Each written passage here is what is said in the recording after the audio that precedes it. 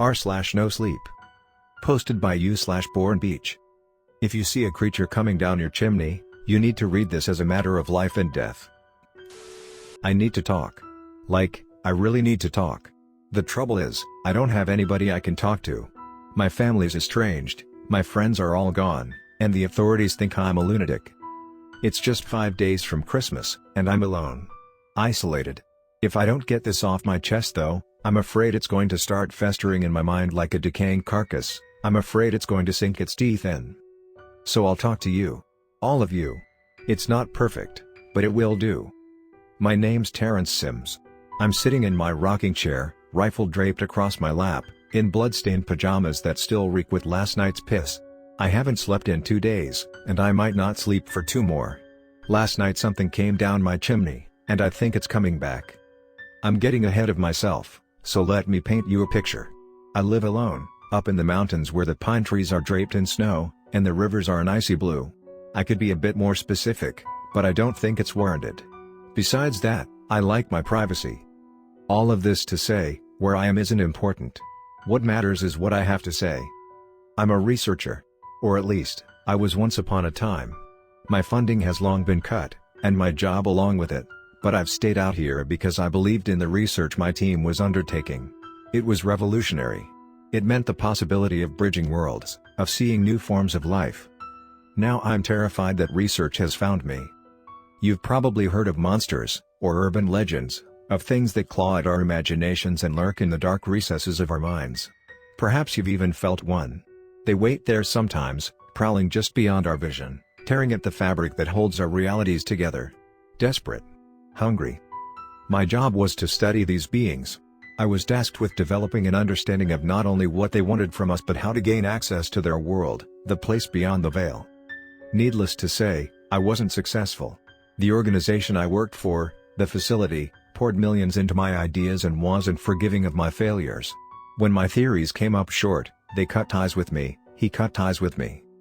It's unfortunate, but it's business, Mr. Reed had said, feet on his desk, long hair pulled back in a ponytail. Your failures reflect on me, Terrence, and they've become an accounting nightmare.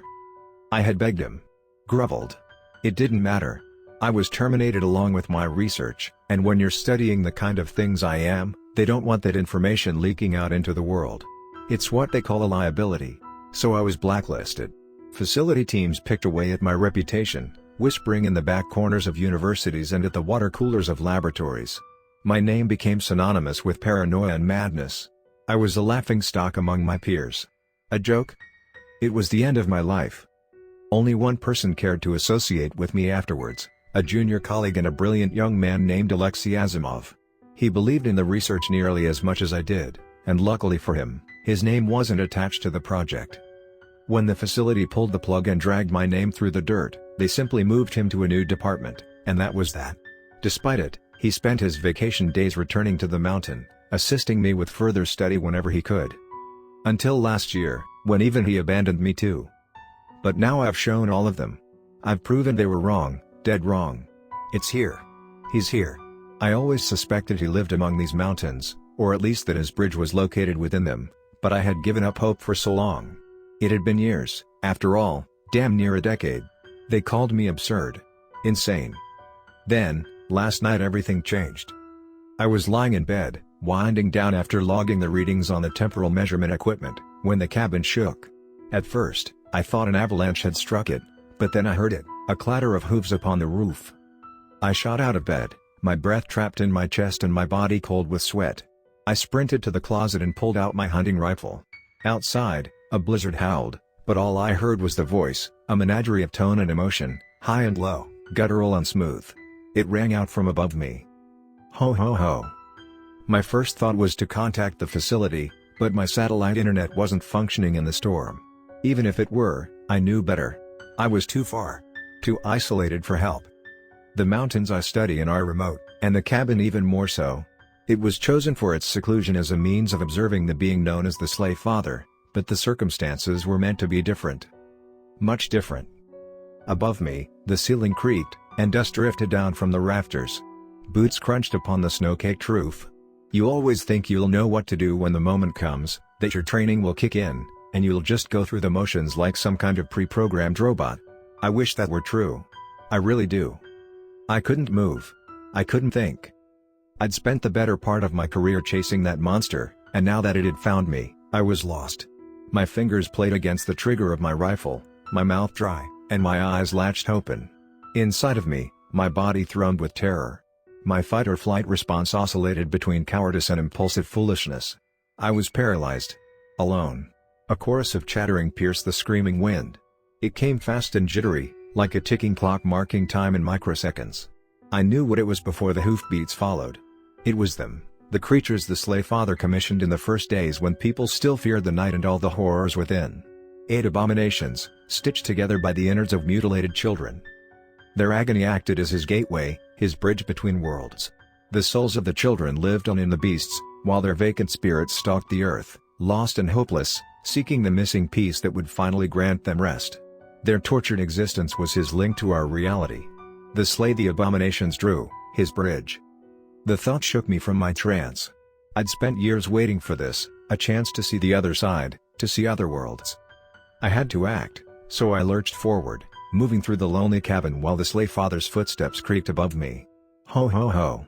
He lumbered toward the chimney while I shivered down the cold hallway, rifle trembling in my skinny arms.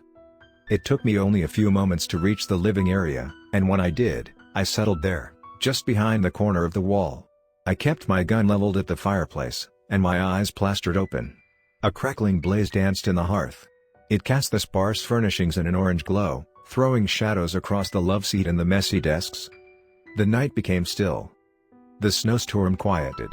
The hoofbeats vanished. There was no sound of boots, no sound of laughter, only the snapping flames and my heart pounding blood through my skull. My mouth moved, and words spilled out. Affirmations. "Come on," I muttered. "Slide down the chimney, you beast. The fire's waiting for you." I knew better. Of course I did. I'd spent years researching the Sleigh Father, consumed tireless hours reading into his history. Of all the monsters the facility had dealt with, the terrors that haunted old email chains and the urban legends that spread through panicked breaths, he was the anomaly. He was celebrated. Santa Claus, they called him. It was an error I traced back to centuries ago when a young girl witnessed her abusive father taken by the Sleigh Father. The creature devoured him and left the man's skull as a parting gift, having taken what he came for, a human soul. To the girl, the beast was a savior. A saint. The words she spoke in the following weeks, months, and years became immortalized. They became history, and then they became legend. A jolly being, laughing and hungry, coming down the chimney and leaving gifts in its wake. It was as tantalizing a tale as they come, especially to young children, eager to be appeased in their search for comfort and joy. Now he was here with me, looking for another soul to add to his collection. Seconds stretched into minutes as I waited, tucked quietly behind the corner of the wall, rifle in my arms, elbow steadied upon my knee. Once, we had contingencies for this. Plans in place that provided the means to incapacitate the Sleigh Father should he pay us a visit, but those plans involved government agents no longer in my employ. They involved expensive technology and complex spells. They were a last resort. A clump of snow fell down the chimney, and the fire responded with a hiss of steam. Its flame retreated for a moment, flickering, before lashing back in anger. Something heavy shuffled above, the Sleigh Father. Emotions swam inside of me. Regret. Anger. Fear. Why had I stayed out here? How could I have been so stubborn, so goddamn arrogant? The answer was obvious. My old boss, Donovan Reed. His mockery, his wanton destruction of my life. It left me with no other option. Either I remained on this mountain, burning through my life's savings and hunting wayward game, or I returned home. One meant a chance at redemption, the other guaranteed humiliation and disgrace. I hated Mr. Reed more than words could say. Alexei had seen it. He'd seen how much my loathing distracted me, and so he recommended methods to help get the snake off my mind. A list, he'd said in an email last month. Write a list of all the ways you want to hurt him. Write a list of all the horrible things you want to happen to him. I think it could help you get him out of your head and free up your attention. It helped, a little. Ho ho ho. The laugh came high and low, husky and slick.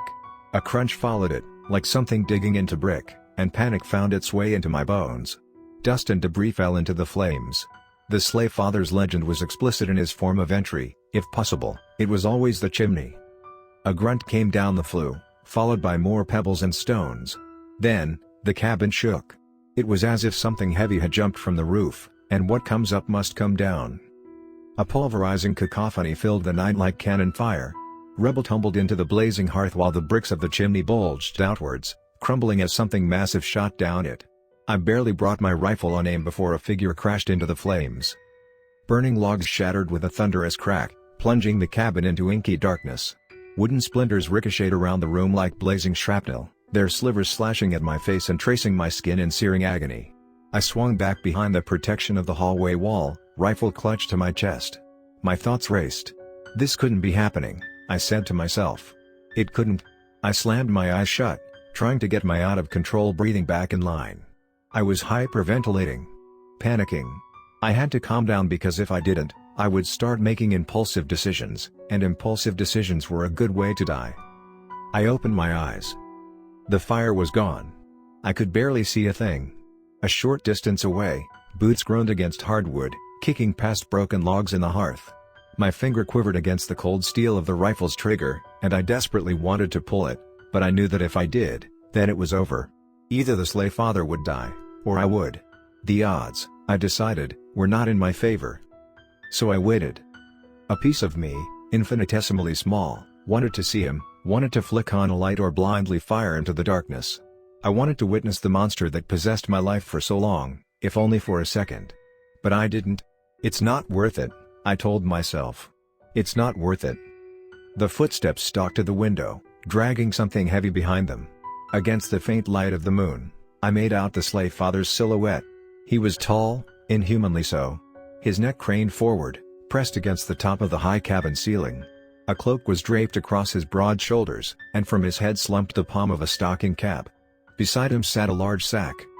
"Na Yudi or ni say?" His voice hummed, in discordant melody. I didn't reply.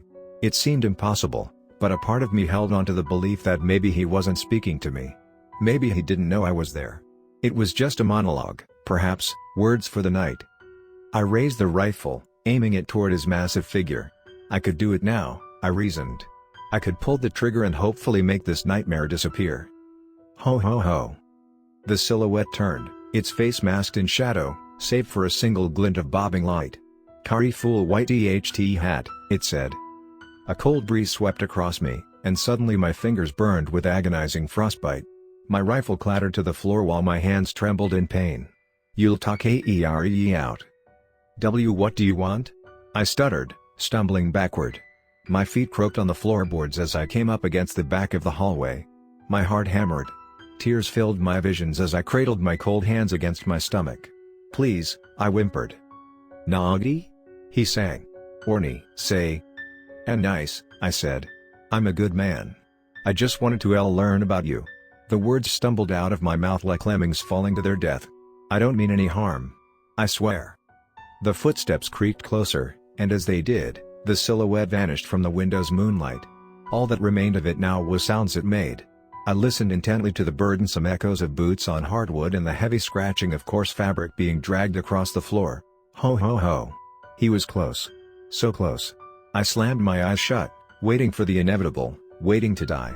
Warm piss spilled down my leg, and my face screwed up as I fell to my knees, bawling on the floor.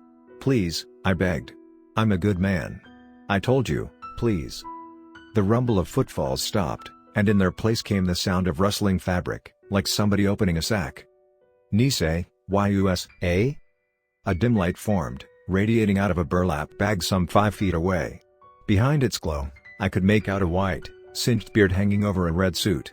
The Sleigh Father's face was otherwise indiscernible amidst the suffocating shadow, save for one dancing speck of light. "Would you like a gift?" he asked. My mind raced. Was there anything in the mythology that warned against accepting gifts? I couldn't recall. "Yes," I hazarded, in a small voice. "Yes, please." It seemed unwise to refuse the creature. Ho ho ho. A massive, red-jacketed arm reached into the burlapped sack. My eyes widened in horror as I realized the sack was moving. Kicking. Like there was something alive inside of it.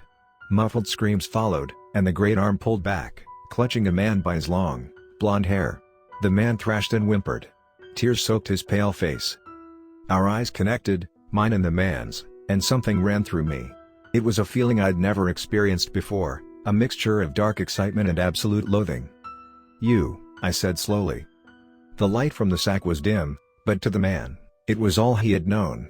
It took a moment for his eyes to adjust to the heavy darkness of the cabin, and as they did, he peered toward me, eyelids pinched together to discern a voice speaking to him. "Who's there?" he whimpered. I gazed forward in stunned silence. Was this real? There was no way. He dangled in the Sleigh Father's grasp like the finest Christmas present I'd ever seen. "Hello?" his voice called. "Please, I have resources, more than you could imagine. I'm a powerful man in government. Just get me the hell out of here, and I'll give you whatever you want." His voice turned weak, broken. "Please. Please get me out of here. I have a family." I opened my mouth, but if words were there, I didn't speak them. No. It seemed wasteful, at this moment, to reply so thoughtlessly. This moment necessitated careful words and a measured tone. It required my best. "Naughty," the Sleigh Father hummed. So naughty. I found myself nodding along. Yes, the man was naughty. The worst. He was an abomination, fit for disposal. He'd doubted me, made a mockery of me, and torn apart the life I'd so carefully built. "Donovan," I said, doing my best to keep my voice level. "Donovan Reed, isn't it?" The light was faint. So faint. In spite of it though, I could see Mr. Reed had finally realized who I was, whether because his eyes had adjusted or he recognized my voice. Perhaps a combination of the two. His expression fell. "That voice, you used to work for me," he choked out. "Didn't you?" I gazed at him, something horrible growing inside of me. It ate up all of my fear, my regret, my rage, and it left only hunger in their wake, a desperate desire for retribution. "I did,"